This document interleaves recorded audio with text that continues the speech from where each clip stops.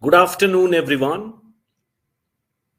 Before we start the session, I wish to mention that this session is being recorded, so please do not share any personal detail in the chat box. English Language Teachers Association of India welcomes you all to this 80th webinar on Creative Writers Toolkit. You all are regularly attending our webinars. Those who have joined us today, just have a look about our association. Please watch the video.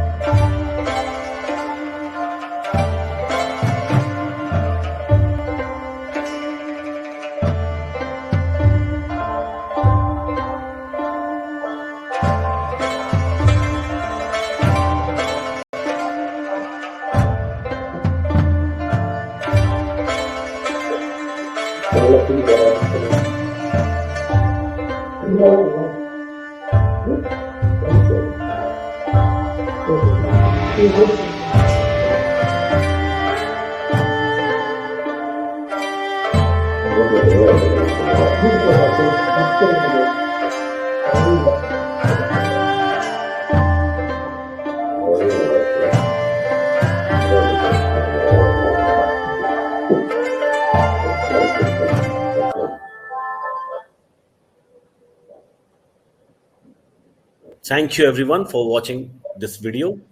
Now I would like to invite Dr. Natarajan, Vice Principal, GTN Arts College, Dindigul, Tamil Nadu, for the introduction of the topic and the speaker. Sir, over to you. Hello everybody. Very warm good afternoon to everyone.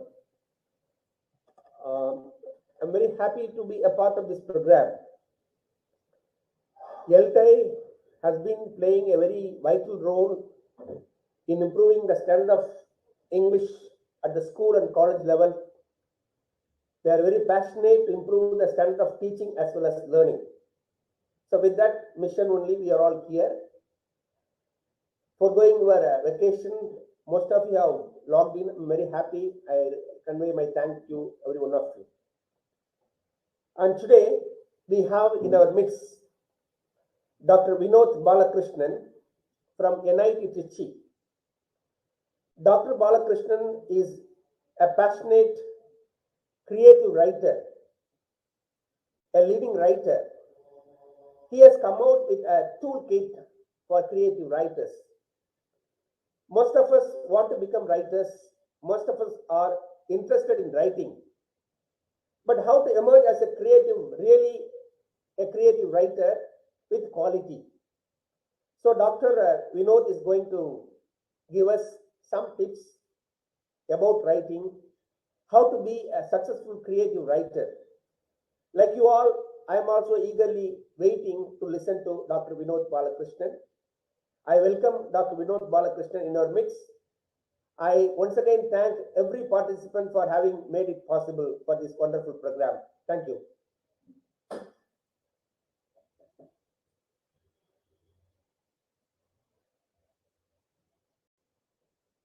Over to Dr. Balakrishnan. Dr. Vinod, can you please turn on your camera and mic? Yeah, I hope I'm audible to everybody. Good evening, and it's a privilege to be a part of an ELTAI program, though it's my first public lecture for ELTAI. I have titled this talk The Poet's Craft.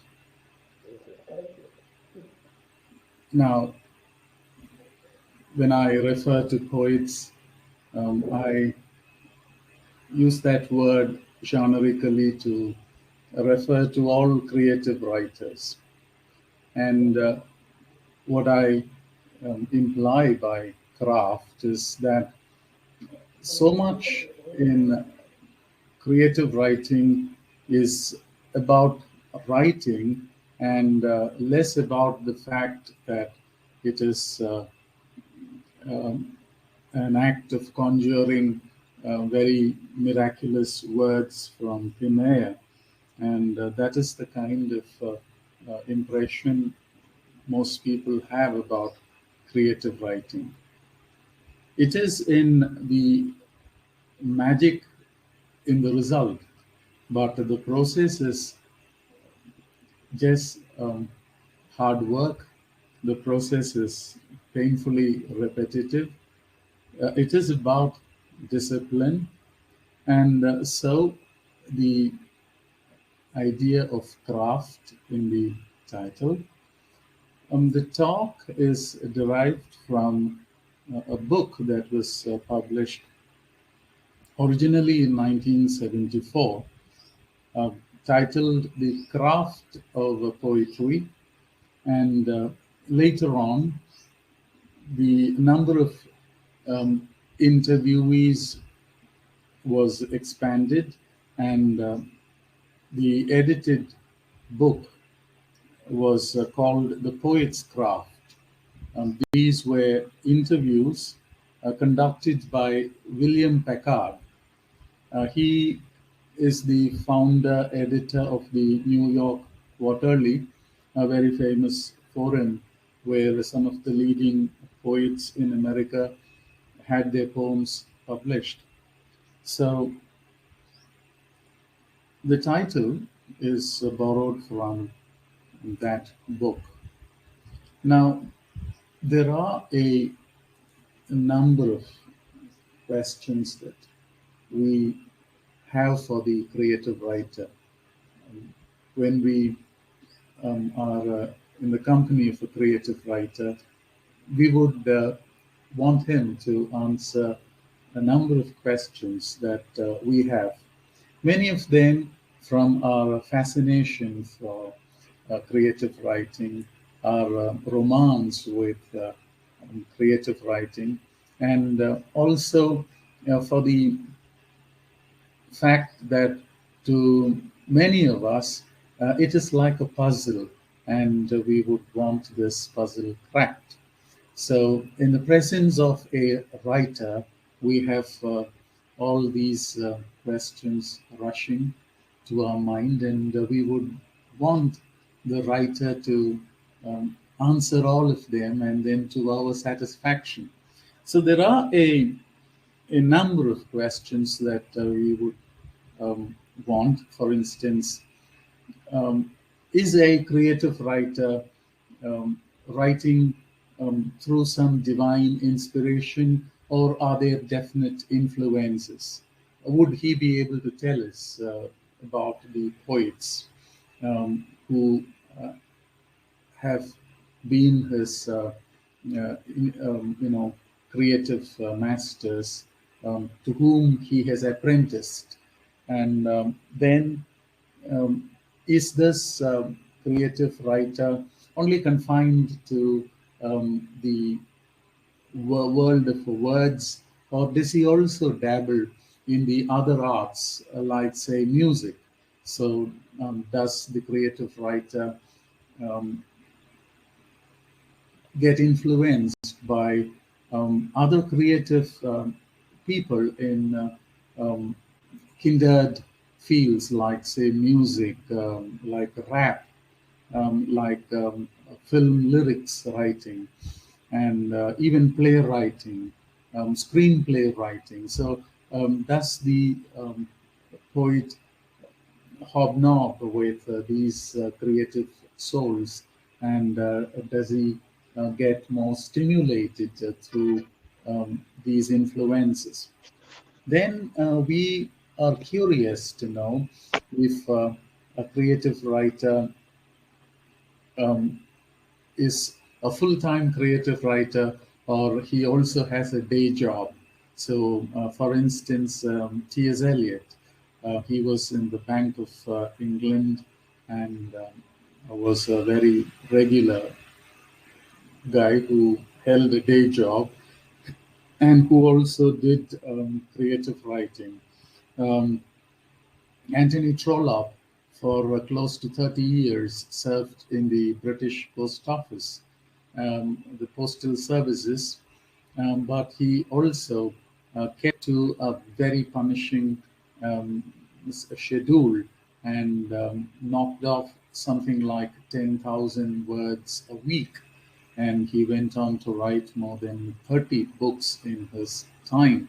So, we want to know and feel amazed at creative writers who can stay creative even when they hold very um, busy day jobs. Then we want to know if going to poetry reading sessions help, and how we should be taking criticism. Should we approach the critics, and should we be influenced by what the critics have to say? So, um, then there is always the danger that harsh criticism can somehow scotch the creative energies in a person, and he ceases to be creative. We have the fateful case of John Keats. So, then how does the creative writer keep himself creative? What does he do by way of exercising his verbal skills? And what does he do for that? So, these are some of the questions we do have for any creative writer. And we would, in fact, wish that somebody in the audience would ask all these questions and get an answer from the creative writer. Now, um, but there are also general concerns. These are some very specific concerns, and these specific concerns are addressed in the book, The Poet's Craft, where William Packard interviews such leading poets of their time like W.H. Auden, Anne Sexton, Erica Jong, Amiri Baraka, um, Robert Penn Warren, Allen Ginsberg, John Ashbery, Muriel Rukeyser, Charles Bukowski, fabulous, fabulous poets of the 20th century. So there are about 20 odd interviews that we can read, interviews that were originally published in the New York Quarterly. And I have extracted some of the major points, which is like a common concern running through the book, and I have put them in the following slides, and that will be my talk. So this is the book from which I have drawn this talk, and a very delightful experience reading this, because you are in the elected company of some of the finest minds who have embraced the beauty of words and have glorified the word and its charm. They still continue to regale us with their felicity of expression and the brilliance with which they make these verbal connections. So, yeah, the first, these are like the 10 wishes that we can have satisfied. The first one is about a place. I thought creative writing must happen at all times. You are never um, without the impulse to create. So I thought if you really fancy creative writing, then you are a creative writer in your waking state as well as in your sleep. In fact, in your sleep, there is so much of organizing happening. But where should one really do his creative writing? Now, if you can afford it, uh, I know that there are people who commute on trains, on buses, and they are standing on a leg, on half a leg. They are perilously hanging from the bars of these vehicles. So they are driving through busy streets. So you wouldn't be able to prescribe this, a physical condition, but if you can afford it, I thought you would need a place with the kind of lighting and you in the company of the writing material and the resources that will support you, a place all to ourselves where we would come every day at an appointed time and do our work. Roald Dahl, this fabulous writer of stories for children, um, had a little tiny hut outside his very palatial house. And in this place, he had a chair which was designed for long hours of work. And he would come to this place regularly, every day, like somebody going to his job. And he would be at his chair at an appointed time and work his regular quota of hours and do the regular quota of words. So I thought if we can have a place all to ourselves where it is only us and this world of words in which we immerse ourselves, then that is like a wish granted, and so much can come out of that place. So from a place, it becomes a space of creative energy. The next point I thought is something that we would now find increasingly difficult to manage, because we have already sold our soul to the digital gadgets, like the ubiquitous um, mobile phone or the other toys with which we play all the time, the iPods, the iPads, the laptops, and the um, very versatile phones. While it should be possible for us to use the tablet and its stylus to note down, I thought it is a um, it is still a good practice to keep a notebook and a pen at the ready. A notebook small enough for us to carry it everywhere, and and we don't leave it behind because it is a little um, cumbersome. So it better be something that is handy and easy to carry with us, because we are all the time in communion with the world, and we never know where our next stimulus is coming from.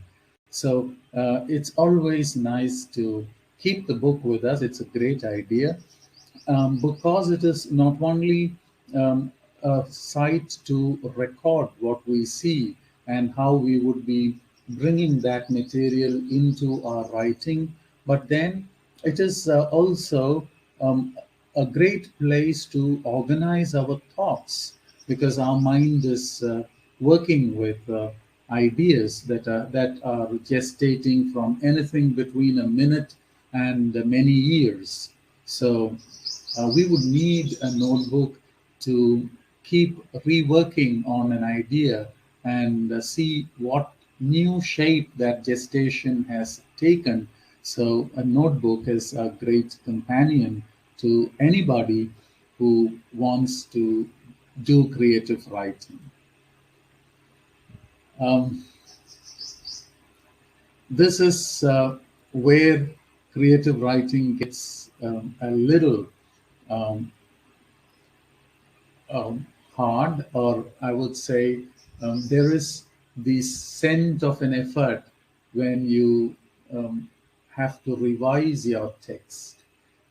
It's as crude as the rocks that are cut out of the bowels of the earth, and you would need to sit tight and do the real hard work of polishing. And so um, I can give you my an experience, the latest that I went through. Each time I go through that experience, it is so grueling. I wish that much and no more. But at the end of one experience, then you feel so empty that you pine for one more experience of that kind. Um, I don't think I'm a master. I'm nowhere near mastery of language. I'm still struggling with the structuring of my ideas. I struggle with the choice of words. I'm not able to overcome my mannerisms in um, writing or speaking, and so, predictably, when I write, it always comes out crude and without the finish. But there is a lot of energy and enthusiasm, and maybe it is that part which catches the eye of the editor, and then they decide that there's something redeeming, there's some redeeming aspect to the writing, and they get back with their suggestions. I'm so grateful to them, particularly the latest editor who is somebody who edited um, the critical work on Jürgen Habermas, the philosopher, and who has also edited the 50 key thinkers of the 20th century. So he was editing a book on somasthetics, and that was the time I sent a paper to a journal, and that editor was not in a position to give me a clear date about publishing. And so uh, that was the time I had the opportunity to, through a common friend, get in touch with this editor. So, because this common friend is also somebody very big, um, maybe he tolerated me and my, what can I say, my paper that was um, too full of um, funny expressions. But he came back very patiently with what is called a tracker, which offers suggestions and then seeks clarification. And so there were plenty, something like 30 odd suggestions, but that only shows you how meticulous these editors are. And that is the kind of respect they give your work. So when he came back, then I was not put off by it, although I felt that I had placed him in such an awkward position. So I patiently sat down and started addressing every concern. It took me about 3 months, and I got back to him. It was a much better paper. I could see that. And miraculously, I was able to rewrite portions which uh, were like dead ends in the first draft. So there were a few breakthroughs. Now you have to thank your stars. You must believe in luck to have those breakthroughs. But I had them, and so it went back to him. He was quite happy about the transformation and the way I had taken the suggestions in the right spirit. And so the next time he came back, there were far fewer suggestions, and this time it was even more manageable. And so this back and forth went for about 5 or 6 times till in over a year and a half, we had beaten out a reasonably decent paper. Now, I do creative writing, I don't do research writing, although there is something called professional academic writing. I take an attitude of creative writing to research writing. So that is my secret agenda. I wouldn't recommend this to my research scholars. I make them do some hard, rigorous work before they sit down to write their papers. But I thought um, I can only nurse my creative writing ambitions by continuing in that spirit and not, like Eliot doing a bank job in the daytime and then under moonlight thinking of poetry. So it's not possible for me. Um, and so I like to keep just one face. But I would expect my students to be professional. Now, this is an interesting avenue for anybody nursing the thoughts of a creative writer, going to the writer's workshop. Some of the very famous ones are the creative writing um, course offered at the University of East Anglia, Norwich, Ashoka University in their MA liberal arts program. They do offer a course on creative writing. Some very fine animators are heading those courses. Um, there is the Iowa Writers Workshop. One needs to have published a book in order to be eligible for consideration. But what I really think about a writer's workshop is that nobody goes to a writing workshop and becomes transformed like Cinderella. That never happens. It is a place where you must go after you have done some amount of serious work on a project. Let us say you are writing a novel, or you're putting together a collection of short stories. You must have at least 80% or 90% of that work covered before you even pack your bag to the writer's workshop. Because the people who come to the writer's workshop are very experienced, seasoned writers, people who have um, been who have proved their worth and who have some standing in the world of the created word. And so it doesn't make any sense. I don't think it's very polite to make them do this dirty job of washing all your completely premature um, um, writing. So I thought you should do your due diligence, work your text up to some level of acceptability. It should get somewhere near, it should be somewhere near publication worthiness before you can take it to a writer's workshop. And that, when mentored, is more likely to be a properly finished text than um, just a few scraps of paper that you would want to carry to the workshop. So that's my take on a writing workshop.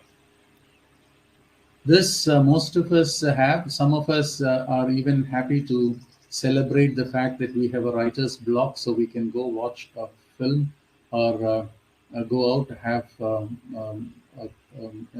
spend some time with friends, go to the park, or do something else more worthwhile. But I thought a writer's block is a phase in your struggle which we need to confront and then negotiate in each in his or her own way. Um, a writer's block probably happens because we have exhausted our methods and our attitude simply is not enough to give us a breakthrough. So we would need to try something different, like, you know, um, a bowler like Ashwin. He's an off spinner. So what can an off spinner do? He can only turn the ball into the right-handed batsman all the time, and that is what all the off spinners do. But then, when you come to a stage when you are sorted out by the batsman, then you have to try some other tack. You have to try something different. So you will have to either see if you can create variations even within the deviation of the ball, and then the speed and the length and line of your delivery and so on. So you vary all these, and something interesting comes your way. And I thought that is exactly what writers must do. I can think of Boris Pasternak, this fantastic Russian poet, who used to translate the great Shakespeare into Russian. In fact, he translated some of the sonnets and Hamlet into Russian. So, when you have a writer's block, and I believe most Indians are bilingual, multilingual, I thought that must be the time when you would spend some time trying to translate into the target language. If it is English, then from the mother tongue into English, verses, classical verses, modern verses, pieces of prose texts, all kinds of narratives that you can try. And all these are very useful exercises. Who knows, there could be some writer in the regional language, somebody who is really creative, a brilliant mind, who is able to help you get over the writer's block. So each one has to introspect and then see what exactly has happened and how you would be able to work through this phase. But it is an interesting phase. In fact, it's not something to be feared. I thought we need to confront it, and that makes us stronger as creative people. And yes, where do our words come from, and what kind of words? Um, if we look at it, it is not as if the words are waiting. We need to summon the words. We need to enchant them and bring them to serve our purposes. Words are like, they are definitely the muses. Words are like the imps whom we will have to make. Um, um, we have to make them do our bidding. We have to make them behave. They don't behave. They have their own mind. Words have their own mind. So we would now have to coax them into um, becoming our mind. Now, that would mean that we get to understand words better. We are able to see how the word is conjured out of circumstances. Um, um, a certain combination of beautiful sounds, and then there is the word that emerges out of that, like cream out of stirred milk. So it is um, it's an interesting uh, relationship that we have with words. Sometimes they come easy, but other times we have to struggle. It can be quite frustrating. So, like W.H. Auden, or even Eliot for that matter, if you can think of ways to keep your interest in words, in improvisation alive by, say, working on crossword puzzles, practicing limericks, then you would get the words. I thought the digital era has introduced a certain fluidity in the creative space. So you don't have a fixed page or a solid page that was the case earlier. So you had to strike out a word before you put another word in its place.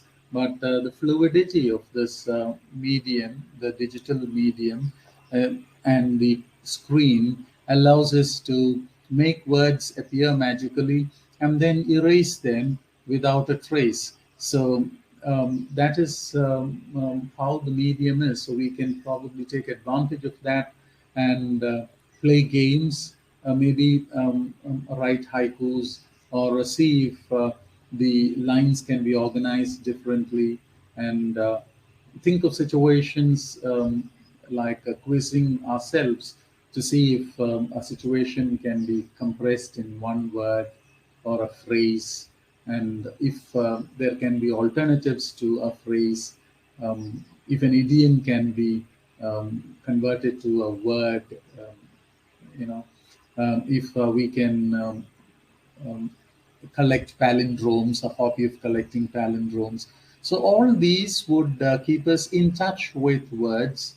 It will help us know them better, and knowing them better is the only way we are going to use them better.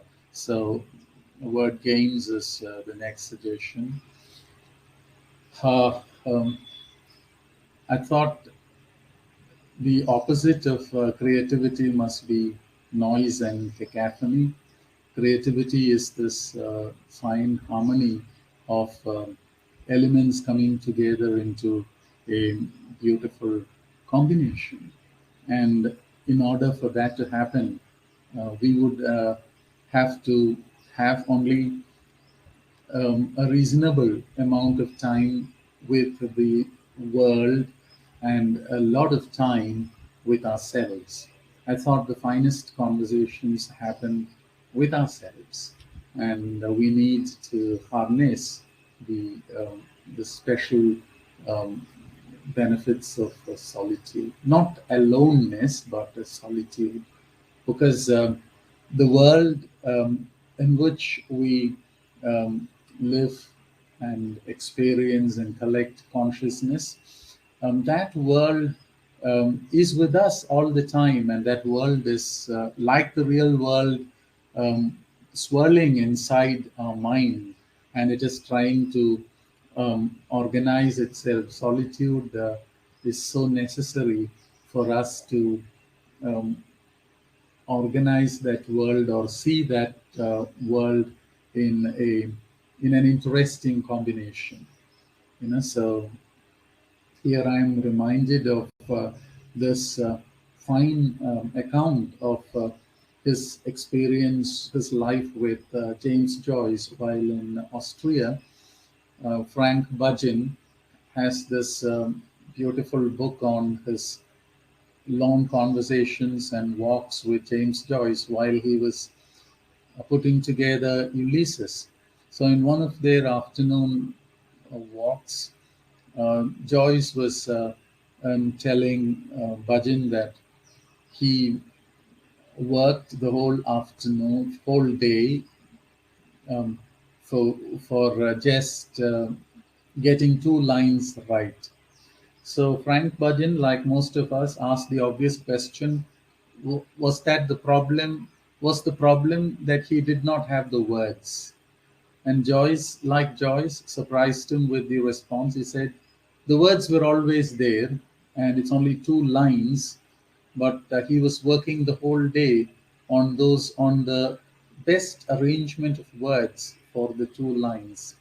So, in order for the best arrangement of all these elements to happen, I thought we would need rich solitude. Okay, it's possible that some of the lines we construct, they're beautiful lines, but they may not fit the context. So, what do we do? I thought we need to be humble. None of the things that we handle, these words, these sounds, these ideas, in a sense, they are not ours. They have always been in the world, and they will continue to be in the world. They will outlive us by centuries. Um, but I thought we are like mediums that come into the world and provide the most interesting arrangement and combinations. So it's quite possible that the lines that we think are promising may not actually fit a particular structure. But then I thought we should have the humility to accept that fact and hope that we will come to a situation where we would be able to make use of those lines. Um,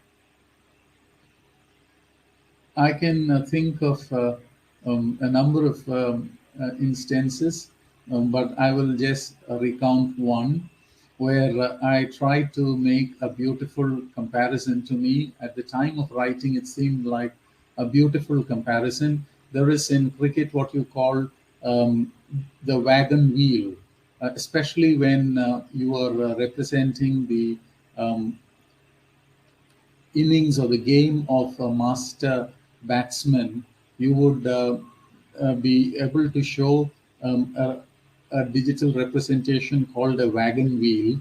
From the center, there are these lines, color coded lines. Um, a particular color, maybe fluorescent yellow for boundaries, and then fluorescent red for sixes, and then singles and threes and twos and dots and so on.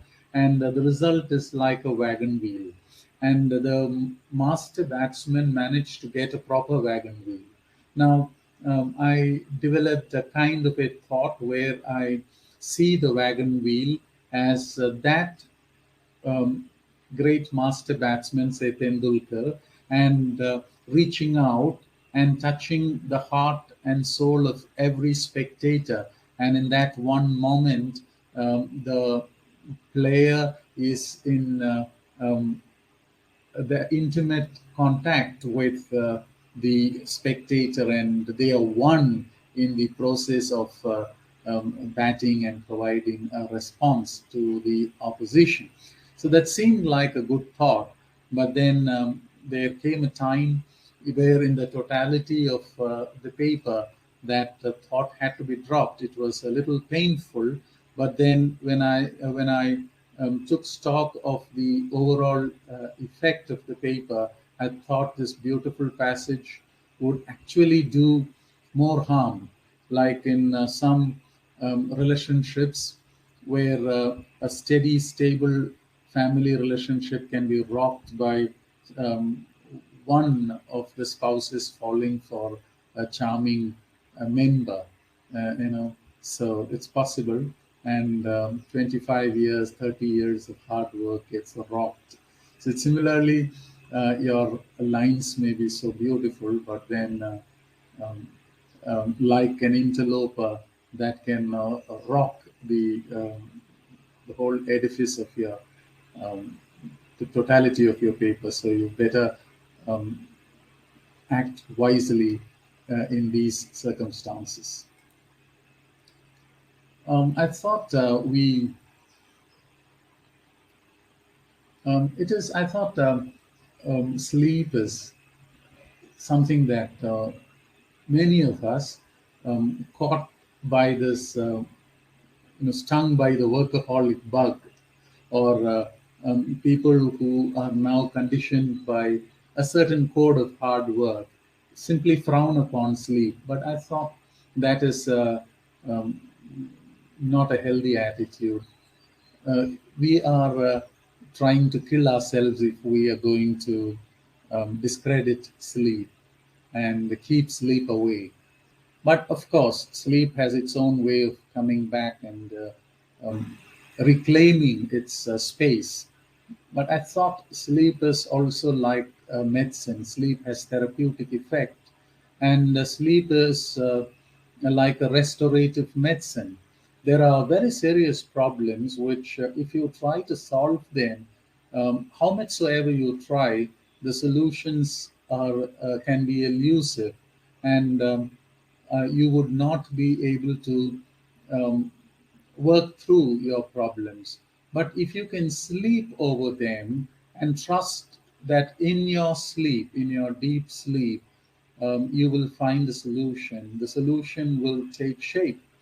And it does happen. Sleep is a great restorative force. And I thought we need to um, believe in sleep and not dismiss it as just sleeping off. Um, it is not dozing off at the desk. It is sleeping on our problems, and then um, the gods have a way of helping us um, get through our problems in sleep. And because they are gods, they don't appear before us. Um, they quietly work in our sleep. Yeah, I'm not saying that we should be spending all our earnings on books, but there are books that can, our kind of books. Each one has an author who is waiting for him or her in some library, on some pavement bookshop. So uh, I thought you must look for your kind of books and then start collecting them. And in due course, while the world would would not be as friendly as it used to be, you will see that you have already insured against that eventuality by s- um, stocking your shelves with um, fabulous books. It is like you know, bringing alive a gallery of great minds. These the writers that we read. They're great minds. It's a mind that is emblematic of a commitment. Can you imagine the consistency in with which they work, the energy that they pour into creating the stories, the poems, the essays, the features. even photographs, films. I thought there is so much of passion that goes into it. It's like molten lava, and they are able to call that level and intensity of energy every time they sit down to work. And these are minds that have been so concerned about the other, you know, other human beings. They have imagined with love, with expectation, a reader who is very patient, who is very eager to listen to them. And these are amazing minds. Can you imagine a Walt Whitman who rewrites his Leaves of Grass over and over again, almost 8 times in his lifetime? That's amazing, I thought. That is because he believes that he needs to give the best expression to his reader. Yeah, I there was a connectivity problem. Hello, am I back? Hello. Yeah, you are back, Okay, sir. You are there back, was a sir. connectivity problem. I'll try to conclude in a couple of minutes' time. So Sure, I sir. was talking about anarchy. Um, you know, we can think of what ourselves as people who um, live a life of great discipline. I thought discipline is necessary, but we should also have spaces where we can let go. We can completely let the hair down, as they say, lose ourselves, and be open to all influences.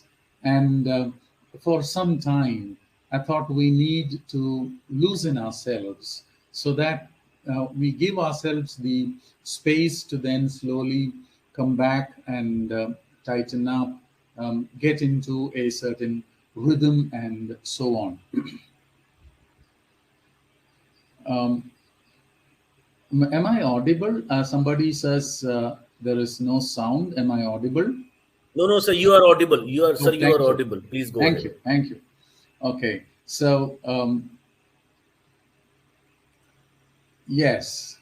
Now, each one, um, while it is common to say that we should have role models, I thought all of us cannot learn from the same masters in the same way and to the same measure. Each one has to find a master who would speak to him or her in his or her own language. So it's possible. For instance, Albert Schweitzer, um, I don't think I would actually, although he's a great human being, a phenomenon, and a fine scholar, um, a remarkably humane person, um, still temperamentally, I may have a problem with Albert Schweitzer, but I might want to apprentice with a poet like, say, Charles Baudelaire, or a Charles Bukowski, or even W.H. Auden. So, our role models are very different. I thought we need to understand ourselves to decide who would be our role model. And then, yeah, um, for me, I would always look up to a person like, say, W.H. Auden, because when you read Auden, you you understand a little about the creative process as to how deeply, how sensitively the poet is able to read his reality. Now, that is not very easy. um, it's very easy to say that the poet captures reality, but it is not easy. There is a technique involved in that. There is a certain quality of mind which makes these connections and interesting connections. And then there is a way of catching the rhythm of the communication in the words, which means you need to develop that fine sense of music. It is the musicality of your lines that is going to hold the attention of your reader. But at the same time, you cannot sacrifice the beauty of the composition, and you can't choose a word casually. It has to sit properly in its space. So all this would amount to what you call a technique, but then these are also individuals who know themselves so much that they are able to talk about themselves so lucidly, and that benefits seekers like me. He is able to talk about the poets he likes to read. He is able to talk about his habits. He has a house in Europe, one in America, and he spends part of the year in Europe, part in America.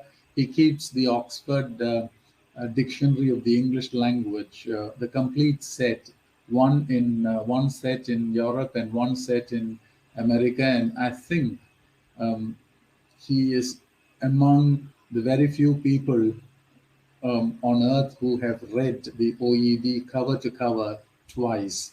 So, and when you read his poems, there is a sense of the created word, which is not what you call vocabulary. It is just the right ring of sense that you get. And it's not always from reading the dictionary that you would be able to do that. You need to be W.H. Auden to do that. So, on that note, I thought I will, conclude my ramble. And then, if there are some questions, if my talk has generated questions, then I'll be happy to take them.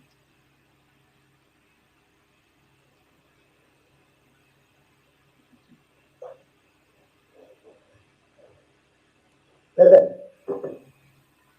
Yeah, there is this question: can we really teach creative writing if it can be taught? How does it continue to be creative? It becomes a yeah, term in. Yeah, there is. Yeah.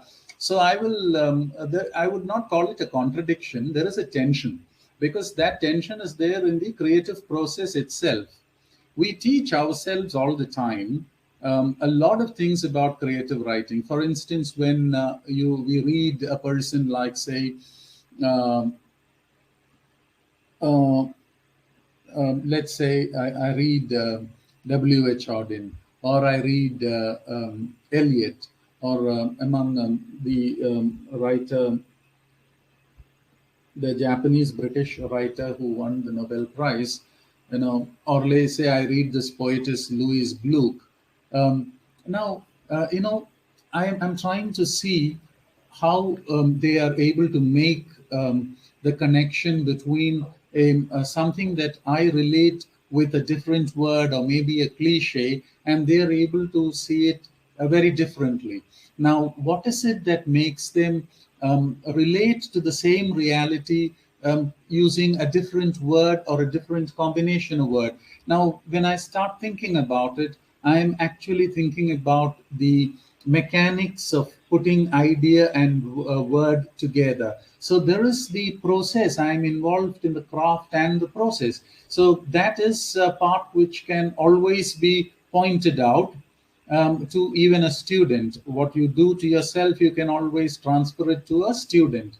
And that part we can certainly do in the class. But what I do in my classes, I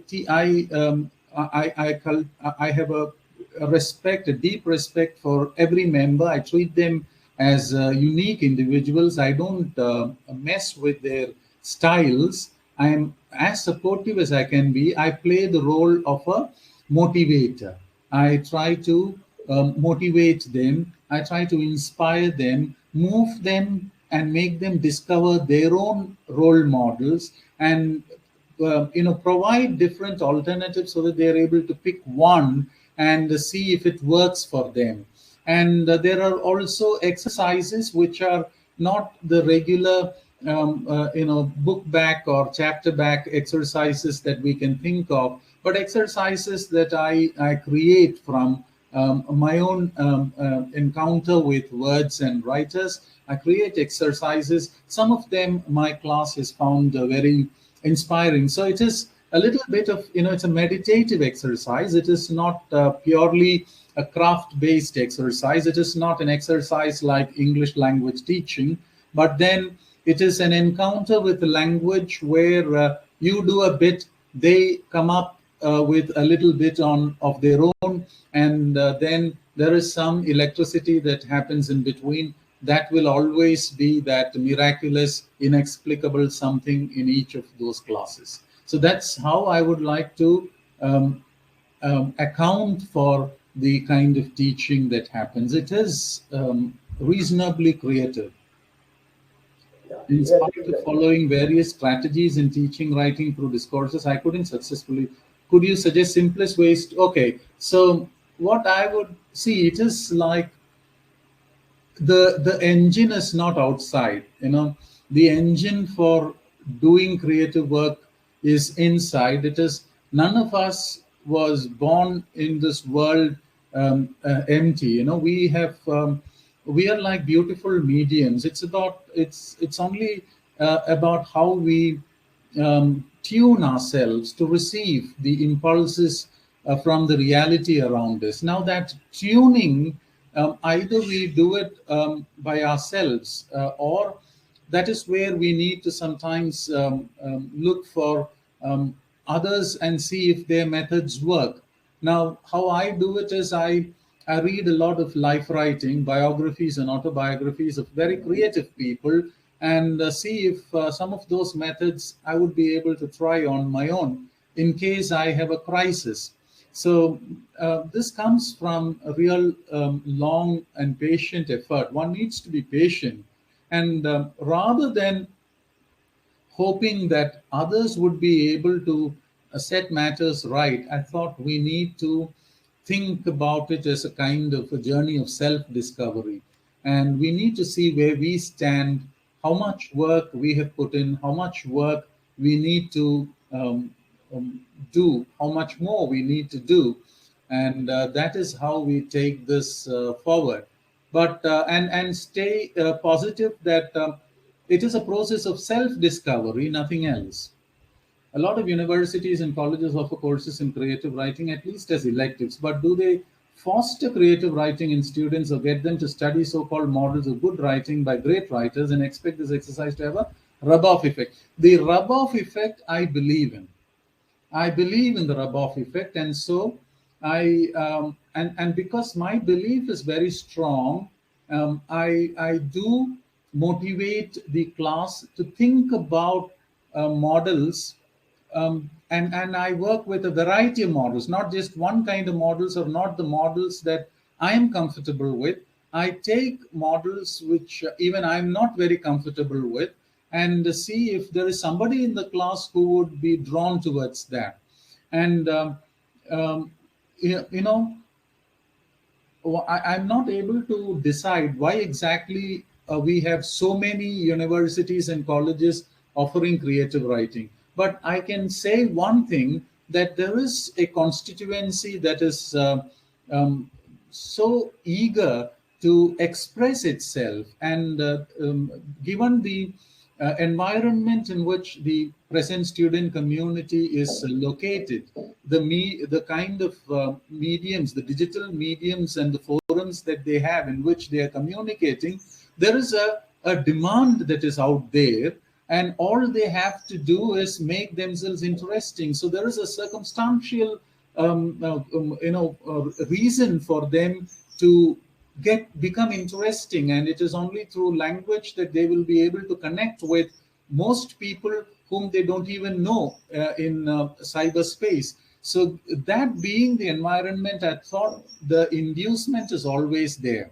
But this is one circumstantial reason, historical circumstance. But then I thought, from my experience, there is a constituency of some students, young minds, who are genuinely interested in writers, who nurse a deep interest in very creative people, poets, essayists, novelists, storytellers, and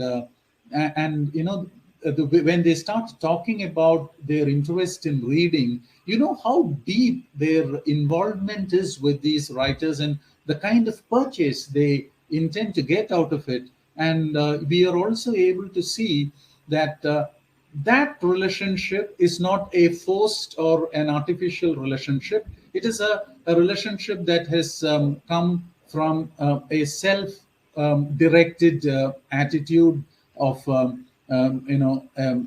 of respect and understanding for another writer.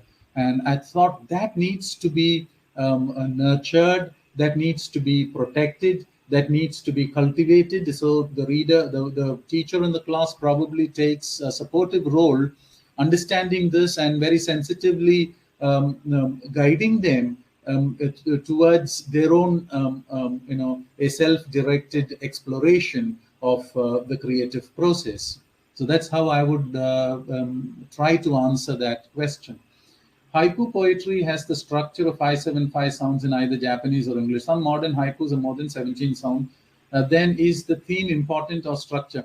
Yeah, something about haiku. I do an exercise on haiku, which is where I give a regular haiku to the class in the form of, I break them up and then get the class to organize the haiku. And you would be surprised to see that these children come out with some fabulous haikus of their own. So, it's like, it is not about getting the haiku right. It is about seeing for ourselves how the mind works and the interesting combinations the mind is able to bring up. And I thought it is in that fascination that where our salvation lies. It is not in finally getting the haiku. Getting the haiku, I thought, is probably the end of the journey. But then I thought the struggle itself will put us in touch with the creative side of language, the thinking, the organizing, the waiting. Haiku is more for meditation. I have a meditation exercise before I do the haiku. So, yeah, in class. And then I don't insist that I should get the final haiku. It is about the meditation and what comes out of it, So, yeah. Okay. If there are questions, any more questions in the chat box? Some scholars said humans are both bigger and smaller than the language they create. Isn't a dictionary a biographical graveyard wherein a thousand shouldn't read dictionary frees the reader in a certain way? Okay, this dictionary, I thought it's the dictionary is a creature, we may not have the dinosaurs today, but then when you see the dinosaur in the American Museum of Natural History in New York, then you can't. It's a very fascinating experience. It's as if you are transported to a different planet. Because you only see tiny human beings around you, but then everybody is gawking at this huge dinosaur, and that is exactly what the dictionary is. It is a fabulous site where it is a measure of all the reading of a lot of human beings. In fact, there is a fascinating book by John Crowther. It's called The Professor and the Madman, the Surgeon of Crowthorne. So I don't get the author's name. It's called the Surgeon of Crowthorne, Crowthorne, the Surgeon of Crowthorne. It is based on this book, a film was made titled The Professor and the Madman. I have not watched the film, but chasing the film, I chanced upon the book, I read it, and then I discovered that it is the fascinating history of the writing of the Oxford English Dictionary. So I would, once you read that, you wouldn't have this impression about the dictionary as a place where, as a moribund place. It is it's a very thriving environment.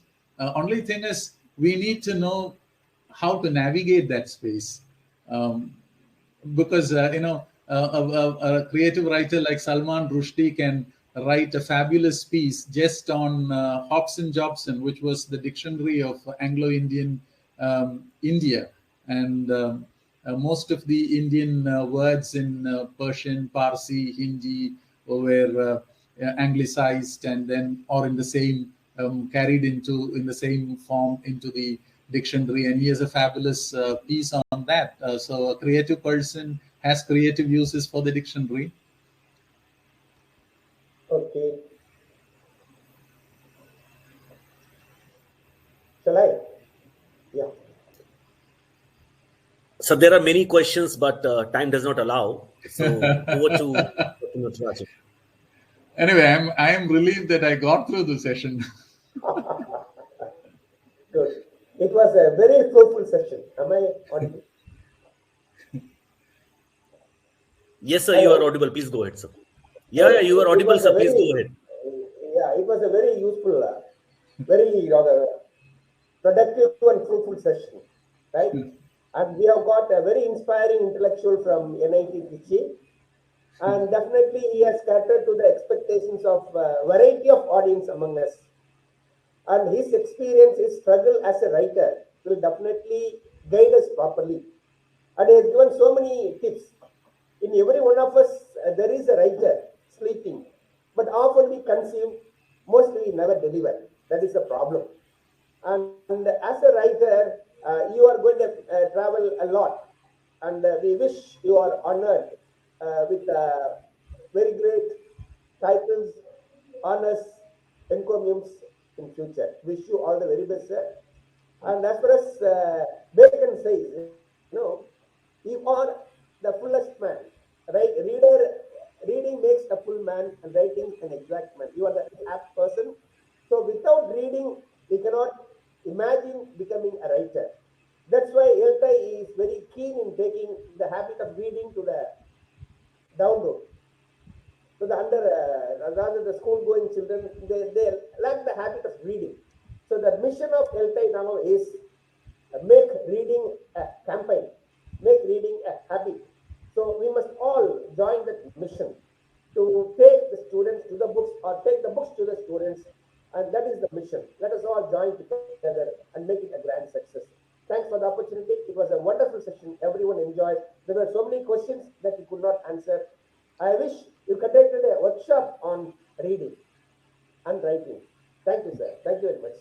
Good evening. Thank you. And I also thank all the organizers like Dr. Ilango, Dr. Mohanraj, Dr. Kumar, and Aurora for having invited me for this wonderful job. It's a pleasant evening, very good evening, enlightening evening, I should say. Thank you very much. Thank you all. Thank you, sir. Thank you, Dr. Natarajan. On behalf of English Language Teachers Association of India, I propose vote of thanks to the speaker of the day and the moderator for the session. Sir has already said so many words, and the chat box itself orchestrated the worth of this session. Thank you so much. And above all, thank you all the participants for joining us. Hope you all are in our next session, which we are going to have on next Sunday. And the topic for the session is Classroom Conundrums, Context versus Content on 2nd January. And we again wish to have you all as a good participant. And the feedback link will be sent through email to all of you. Please fill that. And the certificates will be sent after 15 days, everyone. Thank you, everyone. Stay safe, stay healthy, and I hope you all are vaccinated. Thank you. Take care. Thank you. I suppose I can leave now? Yeah. We are closing the meeting, sir. Thank you, Dr. Vinod.